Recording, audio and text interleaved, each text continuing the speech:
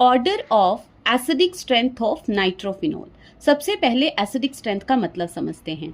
देखो, ऐसा हाइड्रोजन जो इलेक्ट्रोनेगेटिव एटम के साथ अटैच होगा वो H पॉजिटिव की फॉर्म में बाहर निकलता है, मतलब एसिडिक करैक्टर शो करता है।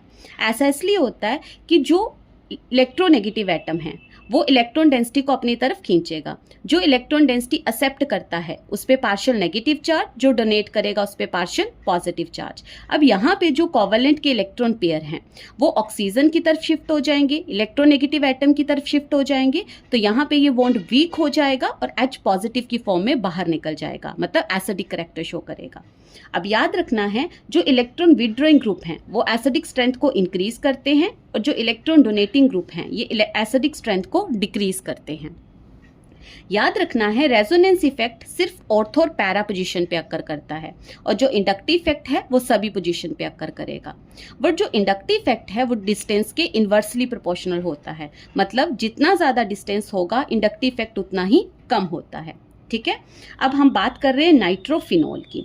सबसे पहले नाइट्रो ग्रुप को दो इफेक्ट शो करता है, एक -R और एक -I, मतलब दोनों ही इलेक्ट्रॉन विड्रॉइंग ग्रुप हैं और जो इलेक्ट्रॉन विड्रॉइंग ग्रुप हैं ये एसिडिक स्ट्रेंथ को इंक्रीज करेंगे, मतलब ऑर्थो, मेटा, पैरा इन तीनों में ही इलेक्ट्रॉन विड्रॉइंग ग्रुप प्रेजेंट हैं, तो इन तीनों की एसिडिक स्ट्रेंथ ज्यादा होगी फिनॉल से, तो सबसे कम आएगी फिनॉल की। अब इन तीनों में कंपैरिजन करते हैं। देखो, जो रेजोनेंस इफेक्ट है वो सिर्फ और सिर्फ ऑर्थो और पैरा पोजीशन पे होगा और जो इंडक्टिव इफेक्ट है वो सभी पोजीशन पे होगा। अब देखो, जितना ज्यादा इफेक्ट होता है तो वो उतना ही ज्यादा एसिडिक स्ट्रेंथ को इंक्रीज करेगा।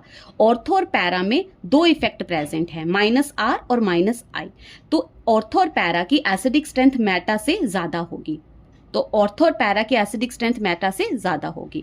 अब ऑर्थो और मेटा में कंपैरिजन करें तो यहाँ पे देखो, होना क्या चाहिए था, ऑर्थो की ज्यादा होनी चाहिए थी, पैरा की कम, क्योंकि जो नाइट्रो ग्रुप है वो ज्यादा पास में प्रेजेंट है OH के, और जितना पास में प्रेजेंट होगा इंडक्टिव इफेक्ट भी उतना ही ज्यादा होता है। बट यहाँ पे जो आपका फिनॉल की हाइड्रोजन है और जो नाइट्रो की ऑक्सीजन है उसके बीच में इंट्रामोलिक्यूलर हाइड्रोजन बॉन्ड बन जाता है, जिसकी वजह से यहाँ पे ये बॉन्ड ब्रेक होना थोड़ा डिफिकल्ट हो जाएगा, H पॉजिटिव आसानी से बाहर नहीं निकलेगा, तो एसिडिक स्ट्रेंथ क्या हो जाएगी, कम हो जाएगी। इसलिए ऑर्थो नाइट्रोफिनॉल कम एसिडिक होता है पैरा नाइट्रोफिनॉल से, तो सबसे ज्यादा एसिडिक स्ट्रेंथ होगी पैरा की, उससे कम होगी ऑर्थो की, उससे कम होगी मेटा की और सबसे कम होगी फिनॉल की।